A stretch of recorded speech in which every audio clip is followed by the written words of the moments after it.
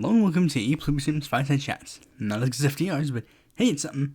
Only bit of housekeeping we have for this episode is that 787, we're getting closer. How long will it take to get to the old 800? Hopefully soon, but not too soon. With that out of the way, let's get right into the news. First, we're going to be talking about the UK.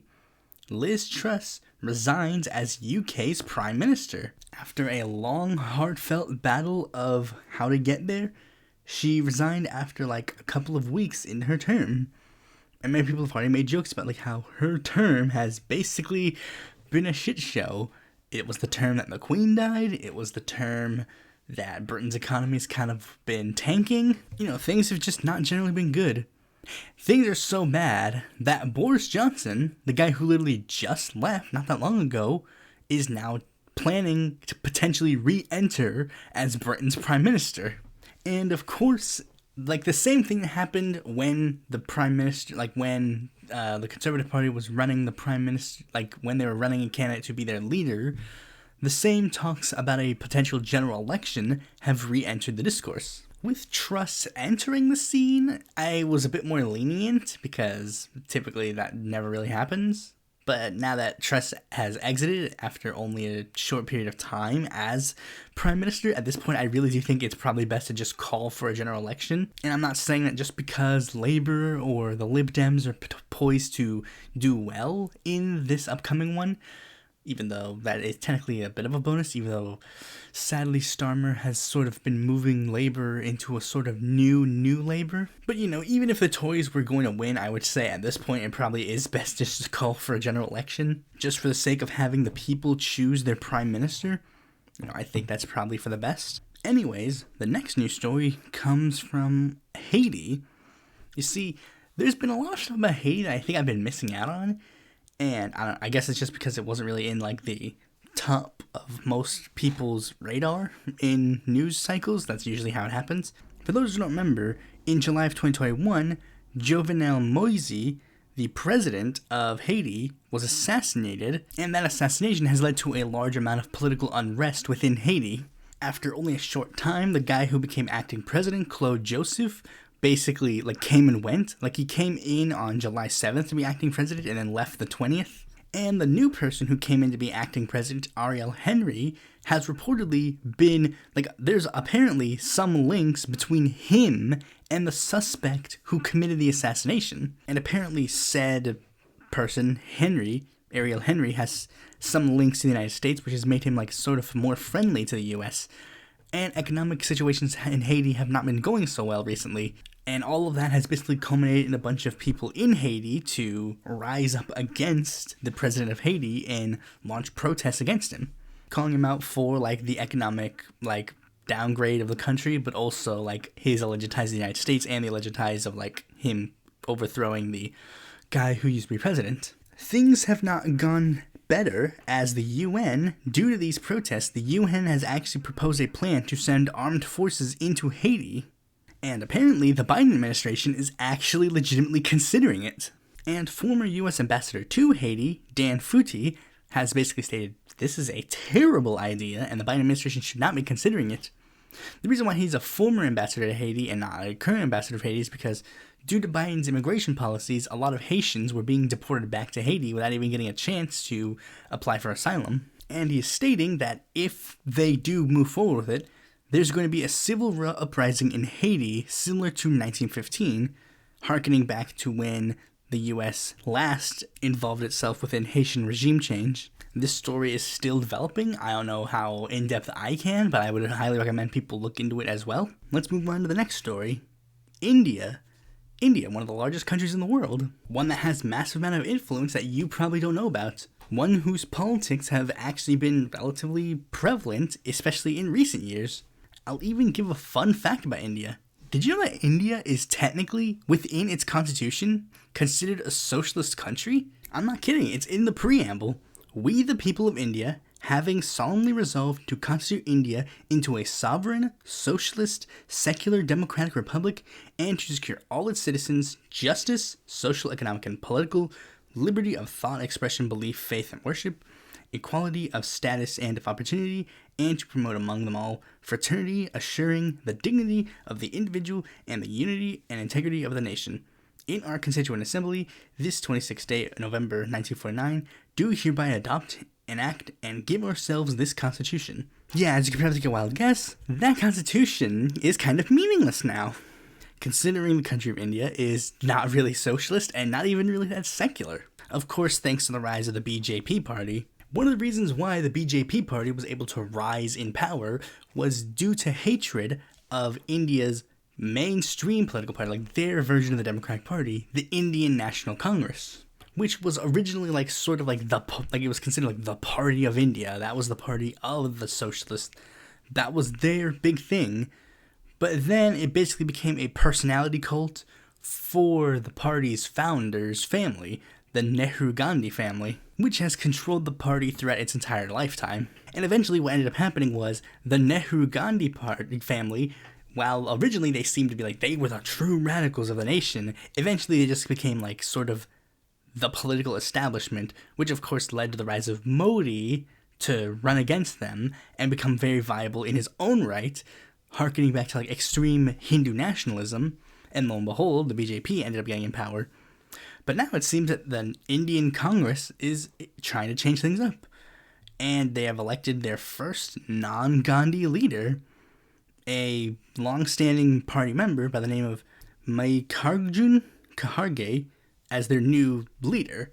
Now, I think, I don't know much about Kharge, but on a first glance, it seems that he is a sort of ideal choice. Because, here's the thing, he's a long-standing party member, he's 80 years old, literally a really hardline party member, really loyal to the Gandhi family as well. But another thing that is interesting is that he is apparently in the lowest rung of the Indian caste system, which seems to be that he is definitely trying to, play both sides of the field. He is, 100%, he's not the Gandhi, he's definitely not, a member of the Gandhi family, so they can't paint him as, the spoiled rich brat that they painted the other Gandhis, but he's not too much of an outsider that he's not going to rock the boat too much. Now, I don't know how necessarily this will work 100% with how the party is, because the Indian National Congress is really just, they kind of define themselves at this point as truly the party of the Gandhis and the party of basically everybody who is opposed to the BJP. So again, they're literally just like the Democrats here. They're basically just we're not the Republicans. So yeah, there's really not much else I can say. Speaking of the BJP, let's talk about Tulsi Gabbard some more, because turns out Tulsi Gabbard, she didn't let up. And she's basically announced that she's going to be, she's just been going all out on this whole, the fact that she hasn't even just come out as a Republican at this point is kind of weird, because she's literally just unequivocally been backing a ton of Republicans since she left the Democratic Party. She basically announced that she was endorsing the entire Arizona slate of the Republicans. And if you don't remember, an interesting fact about the Arizona slate of the Republicans is that the Arizona slate of Republicans are basically the ones that are running the hardest on election denialism, the ones who are going around the hardest to parrot the whole big lie of the Trump administration. Look, there's honestly not much else I could say. Tulsi's, any equivalency of, her running in the, for president in 2022 as, 2024 as a libertarian are kind of gone. I really think that if, I know that whole joke of, the whole, I was so confused. I even thought that she was going to, try and make this new branch of Democrats, because, that's the thing. There are a lot of factions with the Democratic Party. She could have easily made, a separate faction for her, group. She was already being listed on Wikipedia as a conservative Democrat, so, she had a prime target to be. She was not, a traditional blue dog, but she was, running sort of, this new, do the whole Tea Party thing for the Democrats. And when I say do the Tea Party thing for the Democrats, I mean, literally do the Tea Party thing for the Democrats. But she's literally just become a Republican. There's really not much else to say on that regard. Speaking of Republicans have essentially announced that they're going to do a Don't Say Gay bill federally. 30 House Republicans have signed on a bill that would prohibit federal dollars from being used to make, quote, sexually oriented materials available to children under the age of 10, targeting sex ed curriculums that encourage discussions of sexuality, sexual orientation, gender, and gender ideology. also touching on state and local libraries, museums, and other federally funded educational institutions that have these kinds of literature and material targeted towards children. Now, here's the thing. I don't know if this was covered in the John Oliver segment. I don't think I watched the full thing. But, like, he did say something in it that I thought was very interesting because he did a recent, like, trans segment on it.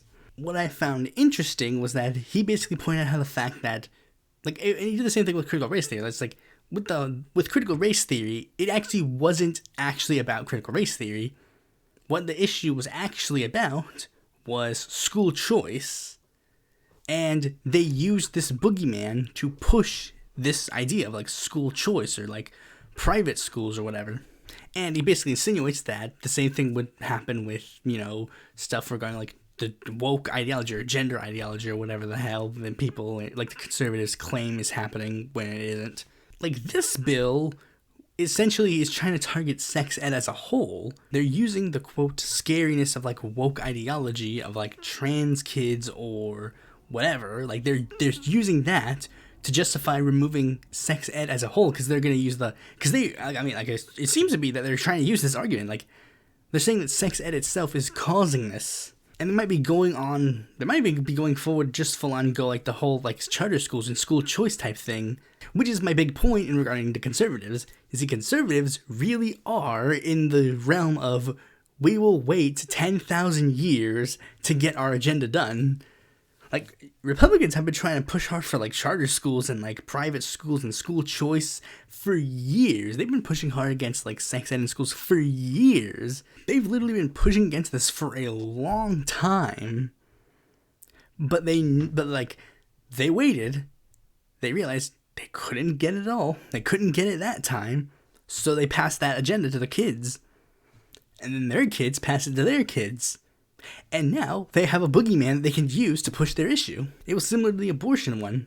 They couldn't end abortion immediately after Roe v. Wade happened, so they pushed it to the next generation. They sucked it up and voted for the people who wouldn't necessarily push their issue, but they'd wait. Gun rights, they wait the long game. Like, they know how to do this. Meanwhile, the left and Democrats, we can't necessarily figure out any plan. Democrats themselves can't plan to bring short-term solutions or long-term solutions, and people on the left can't hold their noses to do long-term solutions because they want short-term solutions easily done. The Republicans, believe it or not, are actually way smarter than you think they are. With that out of the way, let's move on to the main topic of this video. I was really expecting for Matt Ho to respond to my inquiry for an interview, but I guess since it's really too late in the campaign to do anything about it now, I guess, oh well. I guess I'll just move on as if I didn't have a plan to do an interview. Whatever, it doesn't matter.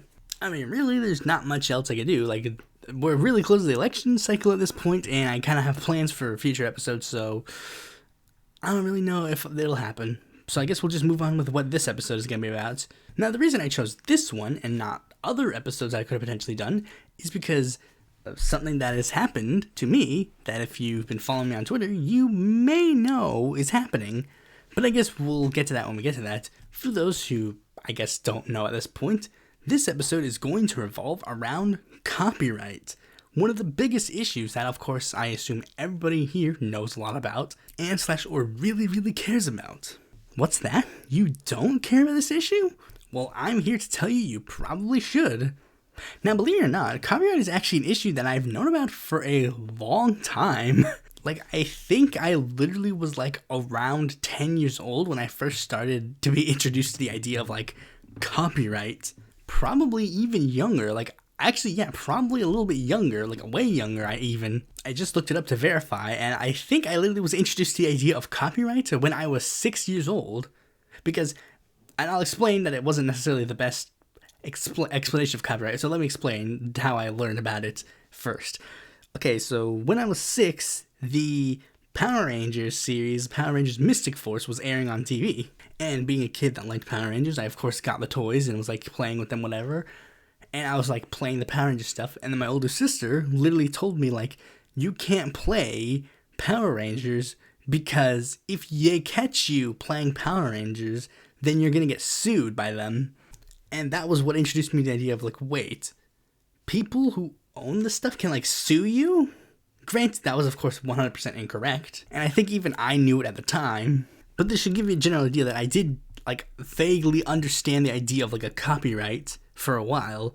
Then when I was around, like, getting older, watching stuff like on YouTube and whatever, I was introduced to the idea of copyright more when I started getting into a niche YouTube subgenre that you may or may not be familiar with. YouTube poop. Where there's smoke, they pinch back. I wanted to use the other YouTube poop intro because that was the one I was more familiar with, but contextually I don't think it makes sense for that.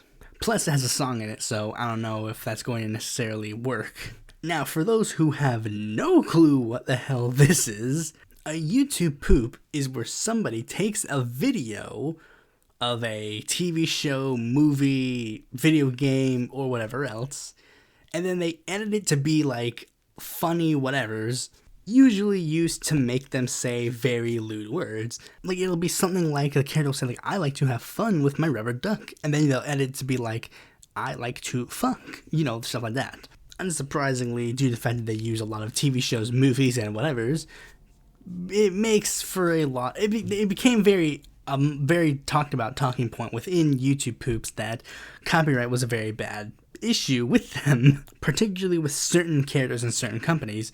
Like, one of the most popular characters to use would be SpongeBob, but they would sometimes edit it to be like, he's Spinge Bill or Sponge Bill or Sponge or Spinge Binge or whatever. And a common joke that would be made with it would be like, they'd have SpongeBob do something, and then like Viacom would show up to like try and stop him from doing something. Or they'll make jokes about like how they get taken down a lot. A lot of YouTube poopers that are very famous are ones that kind of came and went. Like, it was very common early on just to have your favorite person who made YouTube poops just disappear completely because their entire YouTube career was taken down. Like, stuff like that is kind of why YouTube has their copyright ID system to begin with. We'll get to that in a bit. But another genre of YouTube that I was into that had a lot of issues with copyright was the so-called internet reviewer sphere. People like the Nostalgia Critic, the AVGN, Linkara, or whatever, who would make like comedic critiques / recaps of movies, TV shows, whatever. Both these people making arguments about like fair use and copyright holding and whatever. And that's sort of when I got my like broader introduction to the ideas of copyright. So I guess we should answer the question itself. What is copyright? Copyright is defined as a type of intellectual property that gives its owners the exclusive right to copy, distribute, adapt, display, and perform a creative work, usually for a limited time. Seems like a simple concept in mind. A creator creates something, they have the exclusive right and ownership of said property for for a period of time. Now that begs the question, how long? Well, see, time limits on exclusivity were originally really lenient. And for the record, we're also going to be mostly talking about copyright in the United States of America, because each country has very different copyright laws. Like, Japan is very hardline on copyright, to the point where they literally tried to ban music shops at one point. But back to the how long question. Originally, via the International Berne Convention for the Protection of Literary and Artistic Works of 1886, the rules of copyright were that if you created something, you would have the exclusive rights to make and produce it for the rest of your life, plus 50 years.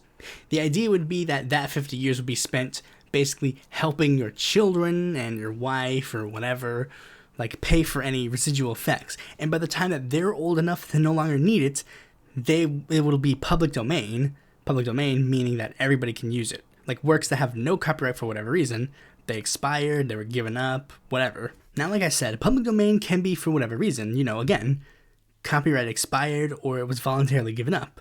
But for the most part, it's usually the former and not the latter. All works made before January 1st of 1927 are now currently in the public domain. Anything made after that is still under certain copyright laws, barring, of course, people rescinding their copyright. Now, here's the thing, for the most part, everybody's fine. Like, for most creators, they didn't mind that, because again, they would have the exclusivity for the rest of their life, and then their families would be taken care of immediately afterwards. And back in the day, usually it was the author that had full control. Like, it was truly the artist that was the one that had full control of the work. But then, as the whole entertainment industry kind of became a lot more mainstream, now corporations were entering the scene.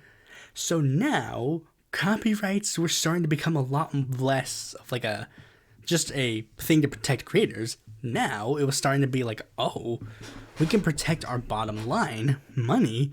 If we hold IPs for longer times, it equals more money. Like, if you created one of the most popular characters in the world and then you died, and then, of course, now it's a ticking time clock. The person only has 50 years left to make whatever they can before that character enters the public domain. But what if, say, year 30, the person who has that copyright now doesn't want to rescind it at one point, and it's like, oh no, what do? I want to keep making more money because I'll be living longer than 50 years. I'm sitting on these fat stacks of cash. The money isn't burning enough. Plus, there was one sort of gray area when it came to this. Because, like I said, this was when corporations started getting control of, like, characters and stuff for productions. Like, this was the rise of, like, film and stuff.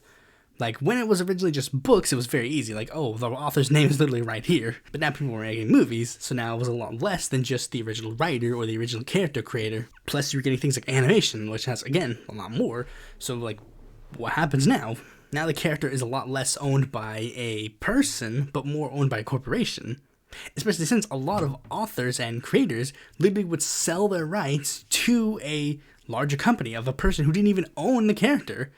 Like what happened with Superman. Superman's two creators literally sold off Superman very early on, and then when Superman became a big hit, they had this huge debacle over getting his copyright back. But here's the thing, these corporations, since they owned these characters, they were able to make a lot of money off of said characters, which they could then use to spend to lobby their way into getting extensions on said characters, which would equal more money, which equals more money to be spent lobbying to try and keep these characters for longer, so you have a perpetual loop of endless riches. However, usually it would be like a certain amount of time. Like, they could lobby for like a 10-year extension, and then after that 10 years was up, and they still had like 20 years left, they would lobby for another 10-year extension. That was until the Copyright Act of 1976, which pushed for one final broad extension. And like one of the big things was that it also extended to works that were going to enter the public domain. Like ones that were entering the public domain would have the ability to get that extension a little bit longer. But the Copyright Act of 1976 was basically like, that's it, no more extensions. No more extensions. Like, this is the explicit copyright law of the United States. Not only that, but it also added, like, they specifically targeted the whole idea of, like, corporate-owned works and gave a specific time limit on those as well, because they understood, like, that was a little bit different than author ownership, because this whole time they were going off, like, author ownership, when it's, like, the author has nothing to do with these works at this point. It was usually the same time frame, 75 years or whatever. And it also introduced the concept of fair use, a law that limits the use of copyrighted material without having to first acquire permission from the copyright holder, usually for educational, critic, or whatever. Like, including a screenshot of a movie when you write a review of it in the magazine, or if you're reviewing it on the television or whatever, you can include a clip of it there. Example, like, you go, oh man, the acting, like this character's acting was terrible, and then you show a clip of the character acting terribly, and you go, that's what I'm talking about, this is why it's a bad movie. And you know what? Believe it or not, most people were actually okay with this. They figured this out, and they were like, you know what, fine. This actually seems more than fair. That was until a little-known character by the name of Mickey Mouse was going to enter the public domain. Of course, he is literally the embodiment of, like, rich capitalism in the United States, so naturally, Disney did not want to let him go into the masses.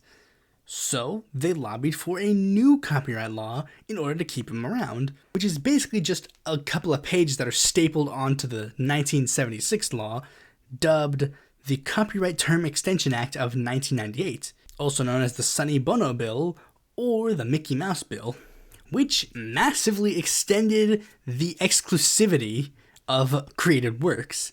Now, the exclusivity of a created work from an author is the author's life plus 70 years, and works that were owned by corporations now had a 120-year exclusivity right to a creation.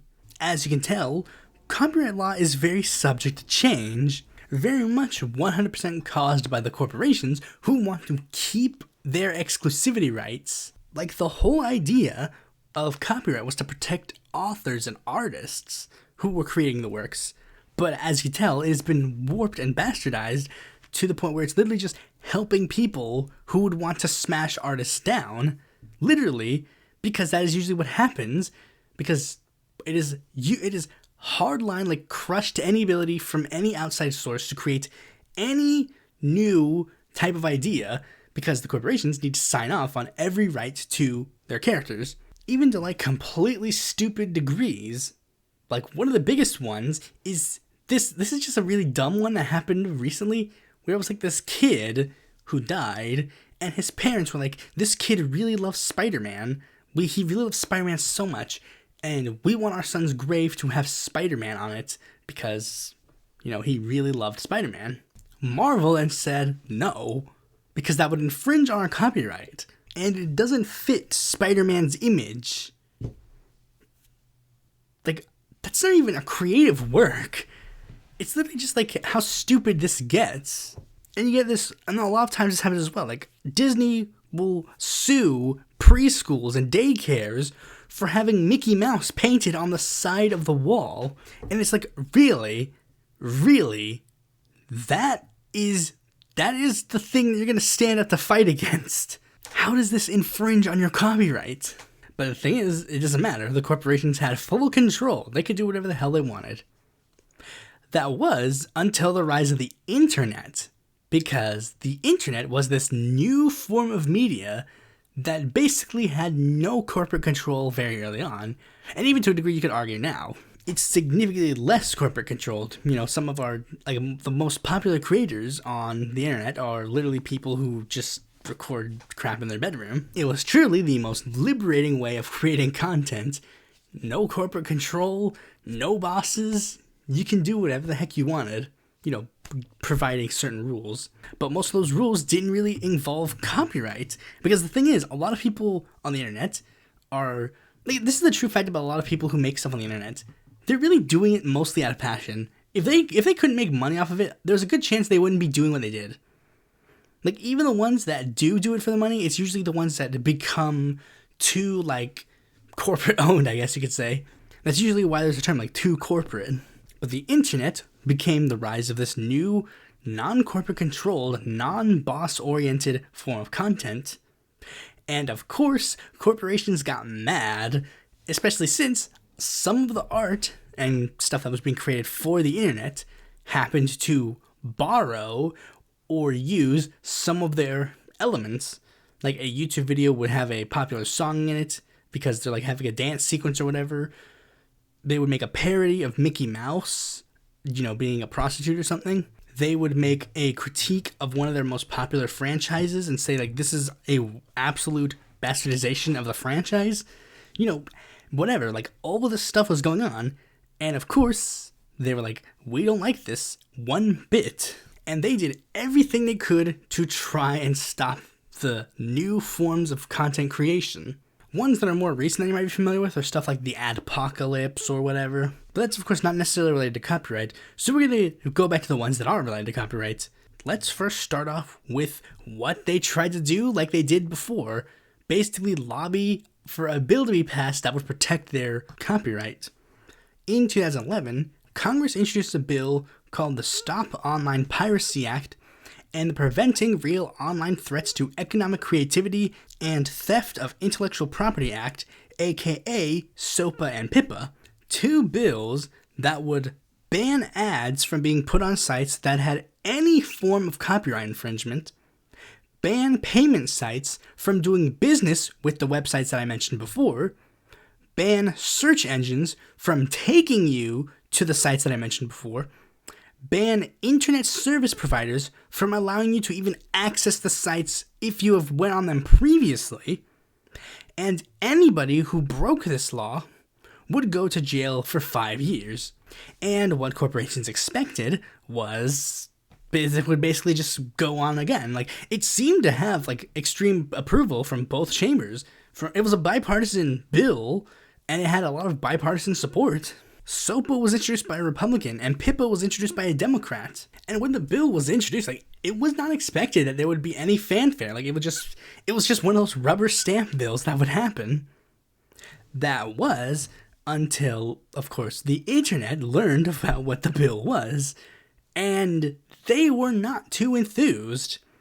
And 115,000 websites joined on a massive internet blackout on January 18th of 2012, and protests happened later in the year, which of course pushed for a lot of members of the Senate to speak out against the bill. Like, there were some, like, very rare, like, it wasn't like that rapid, but then, like, as soon as these protests happened, all of a sudden there were a lot more people speaking out against SOPA and PIPA. The bills thankfully died, but of course, that's just because they overstepped their boundaries. Like, that's just because they literally went so big that they went so big that they thought they could get away with, like they did in yesteryear.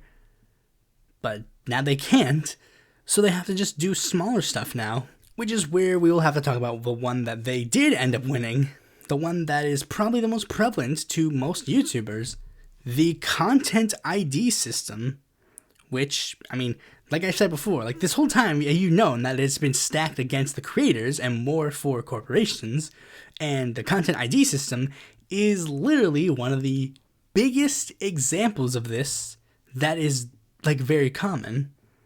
For those who don't know, here's how we got the YouTube copyright system to begin with.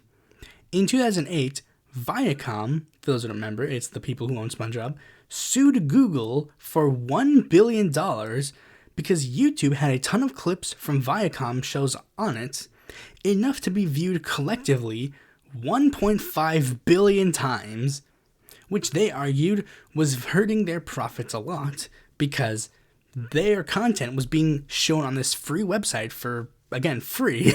This was like a bunch of stuff, like, you know, like I would assume YouTube poops were in there, maybe clips and songs from some shows that they had. I would assume that's the case. Now, a funny fact that happened during the lawsuit was that it was discovered that a lot of the, like, videos that Viacom was using in this lawsuit were posted by Viacom, who were gearing up for the lawsuit. Like, literally, Viacom uploaded their own stuff to YouTube just so they could sue them. They're the equivalent of the guy who puts, like, the dead cockroach in their hot dog to get a free meal. Like, and this happened right after YouTube was bought out by Google. Like, I mean, when YouTube first started, like, nobody would want to sue YouTube because YouTube was a small site. But then YouTube was bought out by literally one of the biggest internet conglomerates at the time. So, they had money now. And thankfully, even if they didn't win the lawsuit, they'd still get a lot of money. And they inevitably settled. One part of the settlement was that YouTube would introduce a new system to keep this kind of stuff from happening again. And they introduced something called the YouTube Content ID system, an automated system which, again, gives all of the power to copyright holders as opposed to being fair. It was originally way, way worse. Basically, here's how the YouTube copyright system was started originally. You can get two types of things on your YouTube videos: a copyright claim or a copyright strike. If you have a copyright claim on your videos, that usually means that your videos would, like, get an ad played on it or whatever. Basically, it was a copyright holder saying that they had some of their content in your video, but they're not really going to do much from it except for maybe take your ad revenue. Or they might, like, block it in certain countries. But either way, it wasn't going to really affect your channel that much. Unless you were making money off of your YouTube channels, then it would bother you. However, the bigger ones were copyright strikes. Copyright strikes are when they will literally take down the video, and then due to how severe apparently it was, severe copyright infringement, they would then restrict parts of your channel, each one getting more severe. Like, the first one, they might just restrict, like, you can only upload videos of a certain amount of length, and slash or like take away your live streaming. Then your second one, they might like take full monetization away from your channel. And then the third one would be you're out, and then your channel would be deleted. The system was heavily stacked against the YouTuber and heavily stacked in favor of the mainstream corporate copyright holders. For example, you could only dispute a certain amount of stuff at a time. Like, I think it was you could only dispute a certain amount of copyright-related stuff like 3 times. Like, you could only dispute 3 things at a time. Like, I think it's claims. Like, I don't think strikes were able to be disputed directly by YouTube, but like claims, you could only dispute 3 at a time. And here's the thing: originally, if it was failed, like if you failed in your claims, like if the claim they said was successful, like and it was like no, it's justified, the automated system, they would just go and give you a strike. One of the biggest criticisms was the fact that it was an automated system and that if any human actually was watching the videos in question, they would know that this stuff was not viable. Like, it wasn't real. It was a fake. And YouTube creators had been lobbying for the change in the content ID system for a long period of time. Even when YouTube kept trying to say, like, no, our system is perfect, it just kept getting worse and worse. Eventually, in like 2015, 2016, things just kind of blew up because one guy overstepped his boundaries. A man by the name of Derek Savage, who copyright struck down a couple of YouTubers who were making fun of his movie, Cool Cat Saves the Kids. And it was just too much to bear, and then a bunch of online creators, like the Nostalgia Critic, said creators that were taken down because of this movie, I Hate Everything, Bob Show, Your Movie Sucks, that kind of stuff. Like, all those people came together, and another YouTuber named GreatAgain, who was, like, bringing this to attention as well, they brought together some hashtags like Where's the Fair Use and Make YouTube Great Again to try and bring these issues to YouTube's attention. And what ended up happening is that YouTube, quote-unquote, listened, and they reformed the system. I forgot to mention one thing about the system that was kind of BS. Like, with the claim system, the ad revenue would be taken and given to the creator, like the stuff and whatever, like the copyright holder, and then the creator, even if they disputed it, and even if they were disputing it, and then it was successful, and the creator actually was proven it wasn't copyrighted material, the people who were given the money that the YouTuber should have owned, all that money that was stolen from the YouTuber, they get to keep. And that was one of the major reforms that they tried to do. First of all the money, if a claim was being fought against, all the money that was being brought upon it was now going to be put in a separate side account. And it seemed that they became a lot more lenient with certain things, because if I remember correctly, it was like, if you got a certain amount of claims, it would count as a strike. But now, I think you can just get as many copyright claims as you want, and it is truly strikes that are the ones that are the issue. I think they've actually, because there's some things that it's like, they would have been a strike a long time ago, but it seems that people are just mostly getting claims, and all of the claims nowadays are actually incredibly lenient.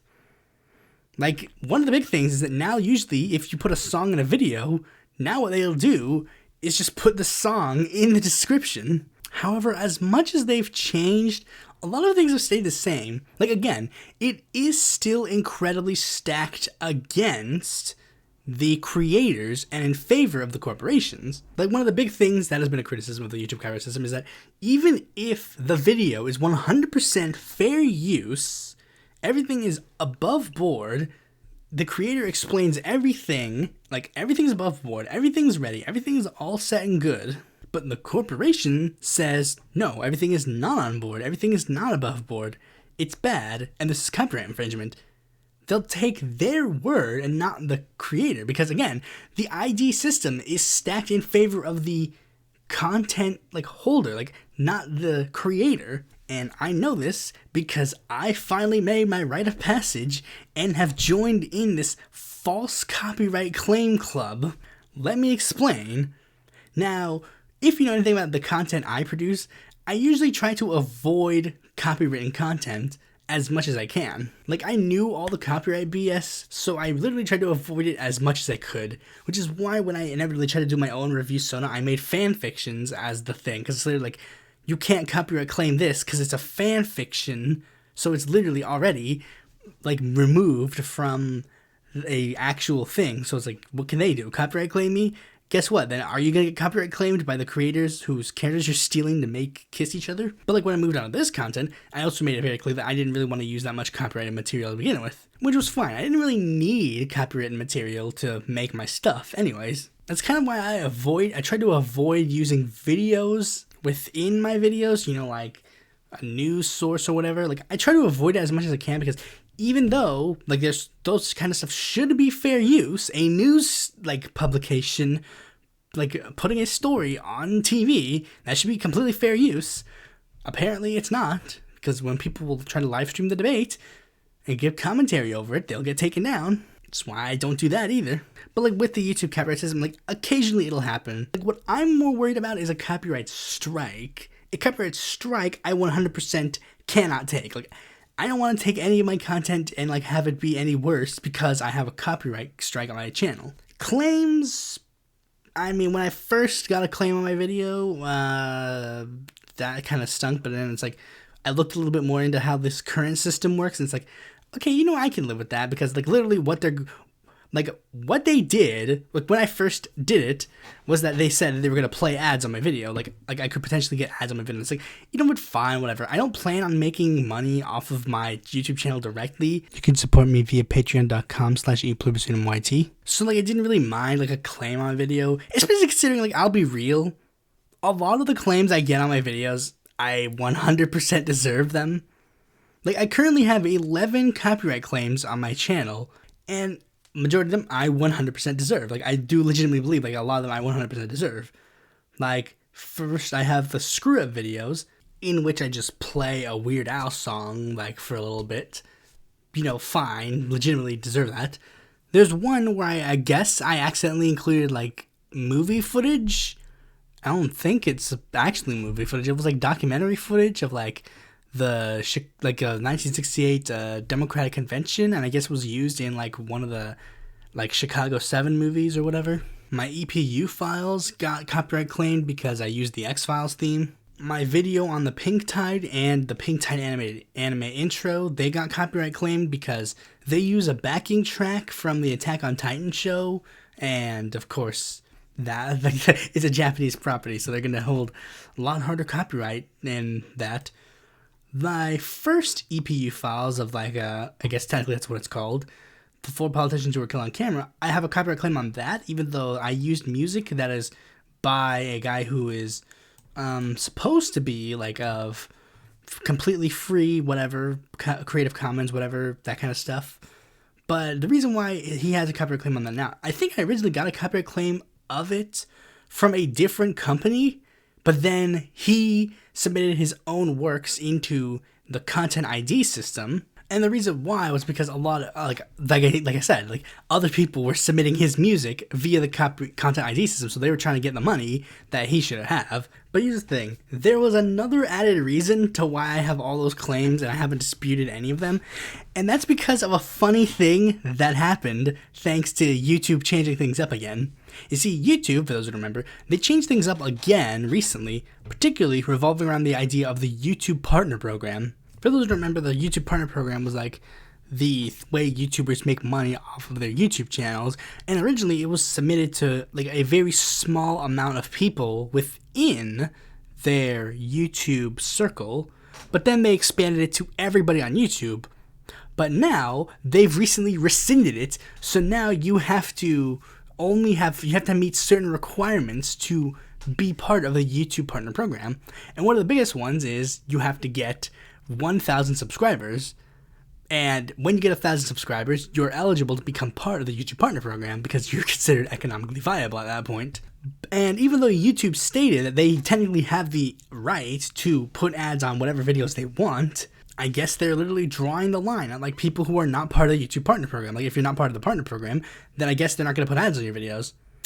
So, since I don't qualify for the YouTube Partner Program anymore, and I have no intention of applying to the YouTube Partner Program, I can get as many claims on my videos as I want, and they can't do anything about it. I have even less reason to care about getting a copyright claim on my videos. And I usually, even before and even now, I usually just let the copyright claim stand. That was until I got one copyright claim on a recent video that legitimately, I kind of knew that I might get a claim on this video, but I didn't expect it to be of this specific section. The video in question was my top 10 political ads video. That video, again, I used a lot of footage as from certain political ads, but I tried, again, to be incredibly safe with how I did it. All of the ads I put in a little TV screen, which is usually what is used to try and circumvent certain copyright things, because since it's not the full screen, the video won't register. I muted a lot of the ads so that their audio doesn't register, and I tried to make sure to use as short as clips as I could, especially in one part where I literally just went and did some honorable mentions, where I literally played 9 seconds for each ad, way under a certain amount of time protection usually allotted for fair use, 15 seconds. The one that got me in trouble was the 9 seconds I played of the prominent Mexican political ad / song Movimiento Naranja made by UI. Now again, usually I let the copyright claim stand because again, usually I try to be I'm fair and I'm yeah, I kind of deserve it. But then it was when I looked at the claim itself. The claim itself was under Movimiento Naranja Sac Noel remix, UI and Tumpe and Sac Noel. And I was confused, so then I looked that up on YouTube, and it turns out that was actually a remix made using the Movimiento Naranja song. Now, I did not use that song. I used the original. And then I went to the original song, and that's when I noticed in the description, it has the original song, Movimiento Naranja, is under a Creative Commons attribution license. Now, for those who don't know what Creative Commons is, it is basically an extension of something called the copyleft movement. Copyleft is the idea that all work is basically public for everybody, but that any derivative works must also be public. It is defined by its 4 freedoms: Freedom 0, the freedom to use the work; Freedom 1, the freedom to study the work; Freedom 2, the freedom to copy and share the work with others; and Freedom 3, the freedom to modify the work and the freedom to distribute modified and therefore derivative works. Usually the term copyright is defined as all rights reserved. That's usually on almost every copyright. Meanwhile, Creative Commons would go some rights reserved, focusing on strict copyright laws. And under the specific license, which was license 4, it meant that as long as I credited UI for the work, then I could literally post the entire ad without any problems. And the thing is, that is actually what led the ad to become prominent to begin with.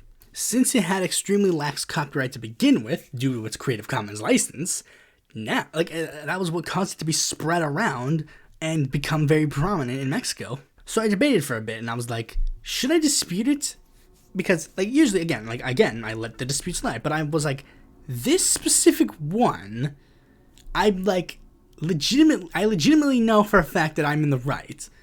So on principle, I think it should be fair that I dispute it. So I submitted it to be disputed. I included every piece of information that was relevant to the case. I explained that I didn't use the video in question that was being claimed, that the original video that I did use falls under a Creative Commons license.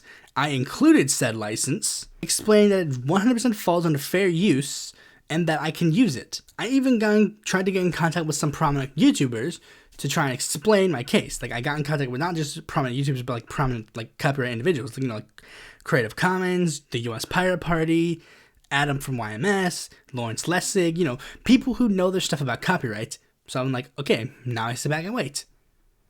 A couple of days later, I get this email from YouTube. Hi, Pluribus Unum. After reviewing your dispute, ad rep for a third party has decided that their copyright claim is still valid. And one of the big things about Creative Commons and the copyright left movement in general, like I said, one of the rules is that any work that uses a Creative Commons or copylefted work would also fall under Creative Commons. So it's like, in no end am I breaking any rules, and then they still gave me they disputed my claim. And here's the thing, I technically could dispute it a second time, but here's the thing, if I dispute it a second time, and then they follow the same rules, then, if they do the same thing, then I could get a strike on my channel. And again, anybody who has ever, anybody who would actually watch the video and understands the full context of the situation, they would know that I am 100% in the clear. But again, it's stacked against me in favor of the rich person. One of the other complaints about the YouTube copyright system is that the creator has a limited amount of times it can dispute something. And if I overstep their boundaries, then I will get punished. But the people who are doing this, they will not get punished for anything they're doing, even though this is the reformed system. This is supposed to be the better system. And again, everybody who does this, the first thing I would do is I would ask for an actual human being to respond, because you could tell, because YouTube they actually tried to get in contact with me again. They said, if you think the content ID claim was mistakenly upheld by the copyright owner, you can submit an appeal for the disapproved dispute. And then I respond, very reasonably, how can I trust your system when you refuse to listen the first time? I submitted it with the Creative Commons license that it falls under, and you still chose to side with the objectively incorrect copyright holder. And this one has higher stakes, as it could give my channel a strike. And given the fact that you and the copyright holder are still defending something that is objectively in the wrong, what makes you think I can trust your system a second time? That's one of the big things about the YouTube copyright system. It's legitimately, there is nothing in there that would make me trust them to then suddenly be in the right after they are objectively in the wrong. YouTube then responded, did you mean that you already appealed your dispute? If yes, the best step is to wait for an update email. FYI, the claimant has 7 days to respond to it. More info. I respond, you're not listening. I'm not fucking risking getting my video deleted because you are expecting me to trust the person that is currently fucking me over. Maybe if you got an actual human being involved, you would see how stupid this is. They respond, can you give us the URL of the video for us to take a closer look at? And I go, I'll do you one better and timestamp it for you, 1351 to 1400. And included is the Creative Commons license and proof that the video itself is Creative Commons. They respond, checking on this now, and we'll get back to you with what we find out. Thank you for your patience. That was what they told me on the 12th. Then on the 17th, they responded again with, after careful review, we have found the claim to be invalid. We'll prevent any more matches and release all claims within 2 business days, 48 hours. Thank you for your patience on this. And I might say, that's nice. At least it all worked out. Well, except for the fact that I recorded this on the 21st, i.e. business day number 4, and sure enough, the claim is still there. Because again, YouTube has no reason to listen to what I'm saying. What am I gonna do? Sue them? That's not gonna work. If I had 15 high-priced lawyers just like they did, then maybe, but I'm not Viacom, so I don't have that. So as you can tell, the copyright system in and of itself is just really, really bad. Now, you might be wondering, with all this being said and done, what are my personal thoughts on copyright? Well, when I was doing research for this, I did look a lot more into the idea of copyleft, and I think that's kind of an interesting idea. But basically, here's what I would broadly consider my ideas on copyright. If you make an intellectual property, you have the exclusive rights to use it in works for your lifetime. And that's it. After you're dead, your works enter the public domain. Literally, the second that doctor pulls out their watch and goes time of death, that's when your characters are immediately entering the public domain. And this will be retroactive. Every single creator whose author is dead will immediately enter the public domain. which this is going to be very, very big. This would entail Superman, Spider-Man, Batman, Mickey Mouse, Donald Duck, Goofy. Literally every single work that's author can no longer make money off of it now enters the public domain. Next, we will ban all corporate ownership of intellectual property. Every single intellectual property will be owned by a person, the person who created it. This one is sort of stems from like a common thing that happens in the entertainment industry, where creators will create something, sell it to a network, and then that network will basically just not use it. There are a lot of characters that suffer this sad fate. Basically all the Rareware characters that are owned by Microsoft that they don't do anything with. The tragic story of Making Fiends on Nickelodeon. Symbiotic Time. Like literally every single show or movie or whatever that is owned by a corporation will be immediately given, their rights will immediately be given back to their creators. And again, the creators will have the exclusive right to produce them for the rest of their lives. However, there also should be an extent of Creative Commons. Everything would basically function under a Creative Commons license. As long as you attribute the work, you're free to edit, remix, share, whatever, as long as it doesn't take away from the experience of the original product. For example, if you're making a parody of someone else's work, you no longer have to add like a funny little hat to them. Like one of the common things people do now is like when they do a Captain America parody, they'll have Captain America wear like green and orange. You won't need to do that because, like I said, everything would function under a Creative Commons license. Stuff that's parody and stuff like that is like fair use will be protected. Using copyrighted materials for like free use purposes, education, entertainment, whatever, will be 100% free as long as it does not infringe on the copyright of the original product. So like if your product does not take away from the enjoyment of the original product, then again, there's no problem. But again, it would have to infringe on the copyright. Like if I made like a text-long spoiler review of a TV show, that would not infringe on a copyright. But if I posted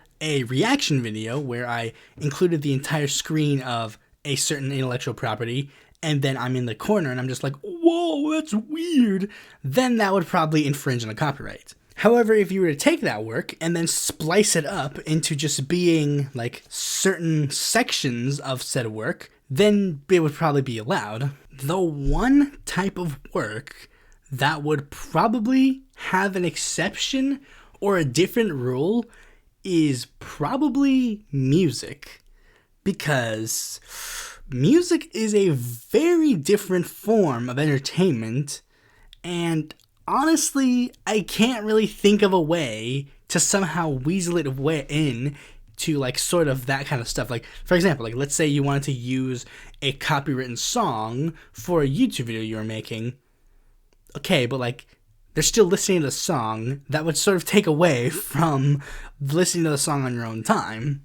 So I think honestly that would just be free. Like, cause music honestly really like you're gonna copyright music, like copyrighting a book or a movie or a TV show. That makes sense because you're like making a character, you're making like development, you're like telling a story. Granted, of course, you could tell a story through music, but music really is at its base core literally just listening to noises and liking it. Though ideally, again, with the idea of a Creative Commons license, you know, credit the person who made it. One funny thing that I would like to do just to be kind of draconian would be sort of this notion of like when you don't actually credit the person in the work.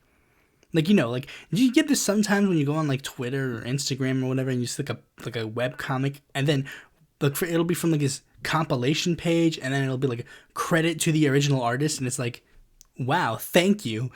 That is so great. Like, send those guys to the gulag, I don't care. While we're at it, send the reactionists too. But if you're using a song and then credit the artist, I don't really see a problem with it. And it also does kind of stem from just like a lot of creators and artists that they legitimately don't care that much. Like if we cared about money, we wouldn't get into art. Like, and I'm actually a lot more lenient. Like I mean, I know that under my YouTube videos, I have like the quote unquote standard YouTube license. Like, it doesn't really matter. I don't really care that much to copyright it. Why would I copyright it? I'm giving information. This is a copywritten thing. Oh, while we're at it, I think here's another one. I want to ban exclusive rights to pictures. Like, you get this at the time. You get, like, this stock image, and it'll be like, this is a picture of Martin Luther King Jr. and Malcolm X meeting each other for one of the few times in history that they actually met each other. Oh, by the way, this is owned by Getty Images, and it's like, why do you own the exclusive rights to this picture? News should not have any copyright on it at all. Like, the CNN, like, no, like, and while we're at it, this is not necessarily copyright, but it's like, no news should be behind a paywall, all this kind of stuff. Information shouldn't be, like, freaking, people get copyright striked, again, like I said, people, like, the presidential debates, people will get copyright striked for reacting to the freaking U.S. presidential election debates. This is the person who's going to lead the free world, and you're just like, nope, we own the exclusive rights to have that. And it's like, why? This makes no sense. So yeah, as you can tell, I'm kind of passionate about copyright laws. That's gotta be like the one issue that I think should probably be talked about a lot more. If the Pirate Party was a bit more based, then maybe you should listen to them on this, but whatever. Anyways, that's all I gotta say. Copyrights, whatever. Thanks for watching this video. Be sure to like, comment, subscribe, and click the bell to notify the future video when it comes out. And if you're interested in more content from me, you can go to my website, follow me on Twitter, join my Discord, check out my articles in the Independent Political Report, or consider supporting me on Patreon.